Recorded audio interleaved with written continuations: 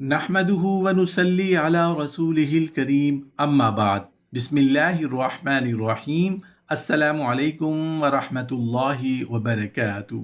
روزے دار عورتوں پر اللہ کا سخت عذاب۔ تین قسم کی عورتوں پر روزہ حرام ہے۔ محترم ناظرین، ایک حدیث ہے جس کا مفہوم کچھ اس طرح ہے کہ رسول اللہ صلی اللہ علیہ وآلہ وسلم نے فرمایا، روزہ ہر بالغ اور عاقل مسلمان مرد اور عورت پر فرض ہے۔ رسول اللہ صلی اللہ علیہ وآلہ وسلم نے فرمایا، جو عورت پانچوں وقت کی نماز پڑھتی رہے اور رمضان کے مہینے کے روزے رکھے اور اپنی آبرو کو بچائے رہے، یعنی پاک دامن رہے اور اپنے شوہر کی تابع داری اور فرما برداری کرتی رہے، سو اس کو اختیار ہے جس دروازے سے چاہے جنت میں چلی جائے۔ محترم ناظرین، جیسے نماز مسلمانوں پر فرض ہے، بالکل اسی طرح روزے بھی مسلمان مردوں اور مسلمان عورتوں پر فرض ہیں۔ آپ کے علم میں اضافے کے لیے یہاں پر ایک بات بتانا بڑا ضروری سمجھتا ہوں۔ حیض و نفاس کی حالت میں عورت کے لیے نماز معاف ہے۔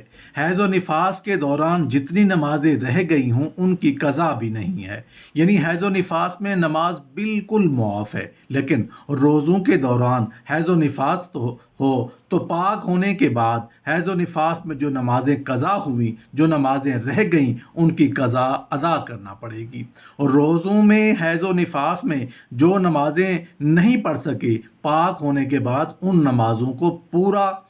نمازوں کو ادا کرنا ضروری ہے، ورنہ گنہگار ٹھہریں گے۔ محترم ناظرین، آج کی اس ویڈیو میں ہم آپ کو تین ایسی عورتوں کے بارے میں بتائیں گے جن کا رمضان کے مہینے میں روزہ رکھنا حرام ہے، یعنی کہ ان تینوں عورتوں کو روزہ رکھنے سے منع فرمایا گیا ہے۔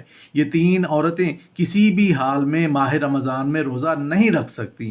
اگر ان میں سے کسی عورت نے روزہ رکھ لیا تو اس عورت کا روزہ کبھی قبول نہیں ہوگا، بلکہ ایسی عورت کو اللہ جل شانہ کی طرف سے سخت عذاب ہوگا۔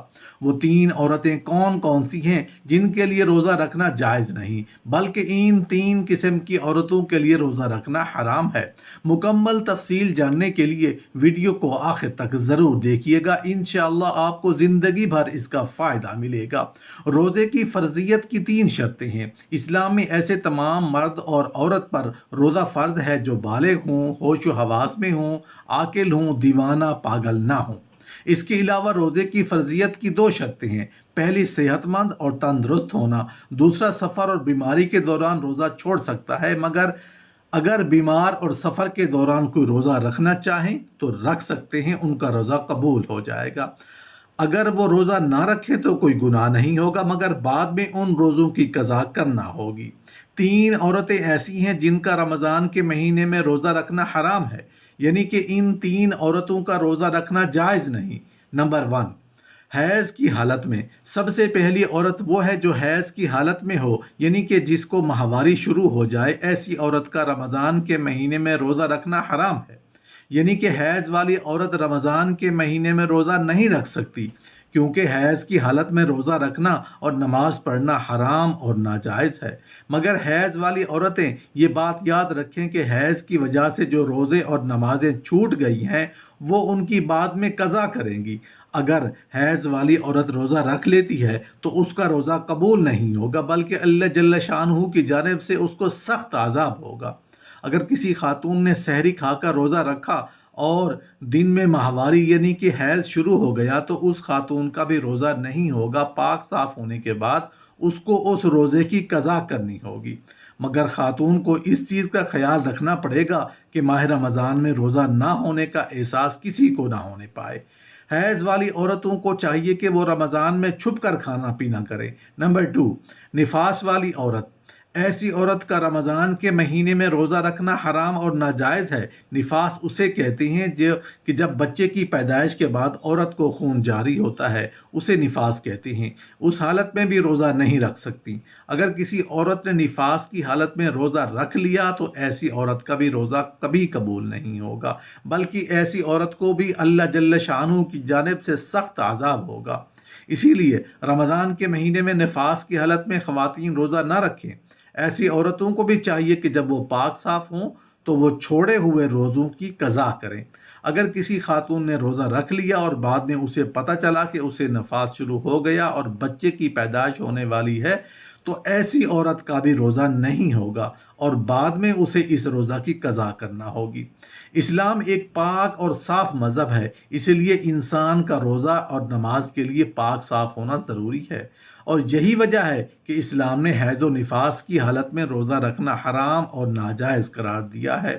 نمبر 3، حاملہ عورت۔ حاملہ عورتوں کو رمضان کے مہینے میں روزہ رکھنا حرام تو نہیں ہے، ایسی عورتوں کو روزہ رکھنے سے روکا تو نہیں گیا، لیکن ایسی عورتوں کو چھوٹ ضرور ہے۔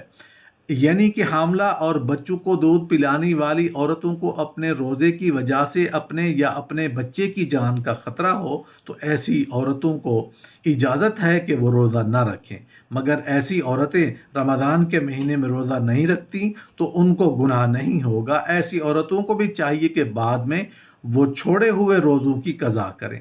حاملہ عورتوں کے لیے حیض و نفاس والی عورتوں کی طرح ایسا حکم نہیں کہ وہ روزہ نہیں رکھ سکتی۔ حاملہ عورتوں کا روزہ رکھنا حرام اور ناجائز نہیں ہے۔ ایسی عورتیں اگر چاہیں تو وہ رمضان کے مہینے میں روزہ بھی رکھ سکتی ہیں اور نماز بھی ادا کر سکتی ہیں۔ اسی طرح اپنے بچوں کو یا کسی اور کے بچوں کو دودھ پلانے والی عورتیں اگر کمزوری کی حالت میں ہیں یا پھر روزہ رکھنے کی وجہ سے اپنے یا اپنے بچے کی جان جانے کا خطرہ ہو تو یاد رکھیں ایسی عورتیں بھی رمضان کے مہینے میں روزہ چھوڑ سکتی ہیں۔